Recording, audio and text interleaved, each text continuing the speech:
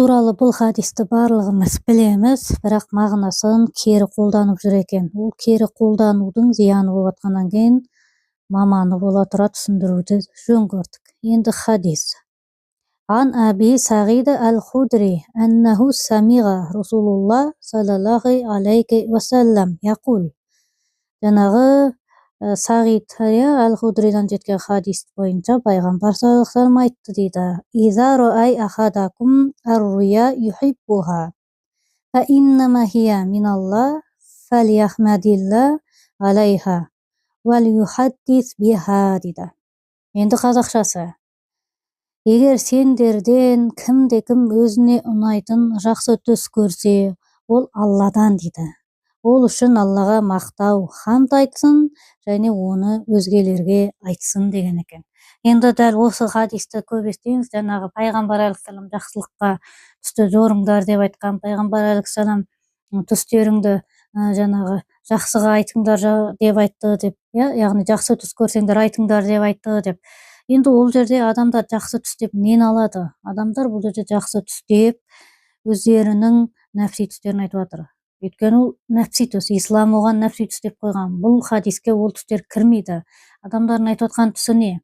Түсінде көлік алып жатса, түсінде бала туып жатса, үйлі болып жатса, әйелді, күйеуді, шетелге шығу болып жатса, жалпы өмірінде мақсат тұтқан нәрселері орындалып жатса, соны түсінде ойлайды екен, жақсы түс деп, сосын басқаларға жеткізеді екен. Бұл туралы айтпаған. Бұндай түстерді ислам ішіп, жеген, көрген, білген, армандаған түстерді нәпси түс, жан қалауының түсі деп айтқан. Адамда жан бар, рух бар.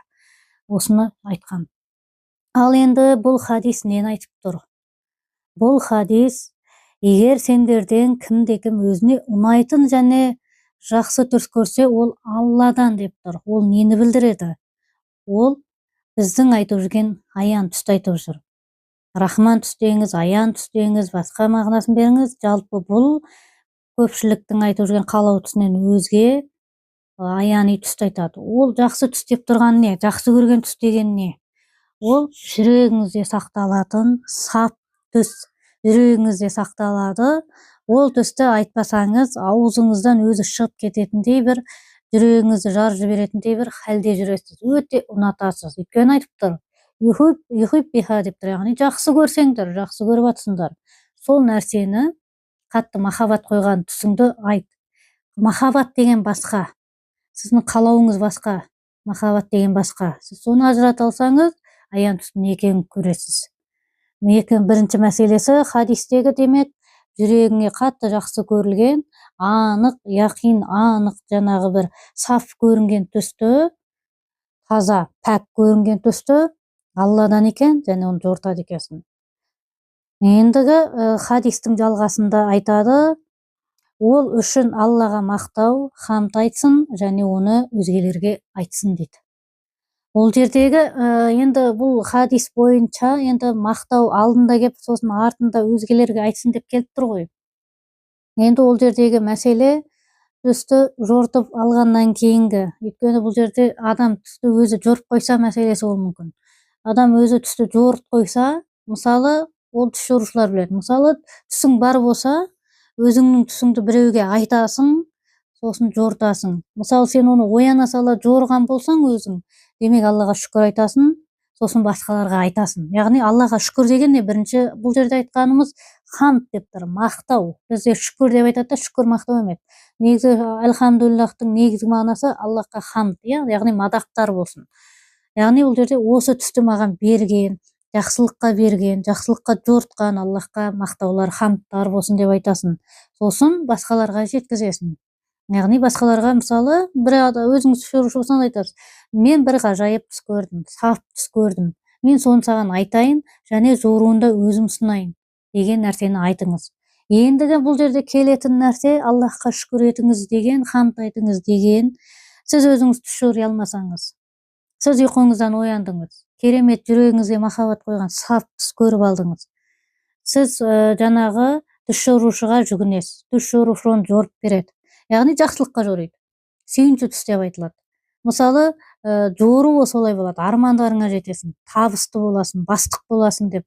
Сен қалаған жоруды береді, Дәл осы кезде сен шүкір деген нәрсені, хамд деген нәрсені дәл осы жерде ол сол орындалуын Құдайдан күтуді білдіреді. Яғни Құдайдан күтесіз. Демек мен бастық болам деп жорылды, иншалла Құдай маған соны береді. Бұл жерде Аллахқа шүкір ету деген нәрсе Аллахтан сұрау, Аллахтан осы тағдырға енуіне үміт ету деген әдемі бір мағынаны қамтиды екен. Қорыта айтқан кезімізде хамд айту ол Құдайдан үміт ету болады. Ал және де бұл жердегі хамд сөзін біздің ұстаздарымыз, жаңағы ғасырлар өткен тәпсіршілер, хадис тәпсіршілері жаңағы хамд айтуды не деген кезде әлхамдулиллах деп айту.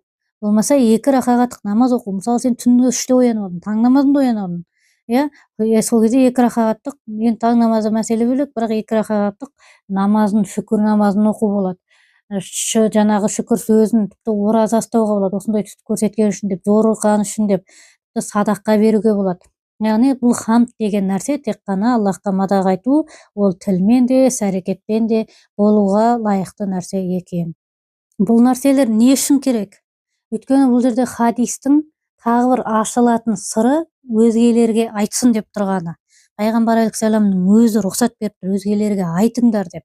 Және біз қосымша ұстаздар мысалы оған жаңағы дененің болсын құлшылықтарын, хамдтарын ұсынып жатыр. Неге дейтін болсаңыз, себебі өте жақсы көрілген сөз ол жүрегіңде сақталынбайды, сақтала алмайсың сен оны. Неге? Өйткені ол сондай бір тілден шықпаса мазасыз жүректе сақталынбайтын әдемі махаббат ол. Сол үшін де пайғамбар алейхиссалам аузыңнан шығар, жүрегіңнен шықсын деп жатыр.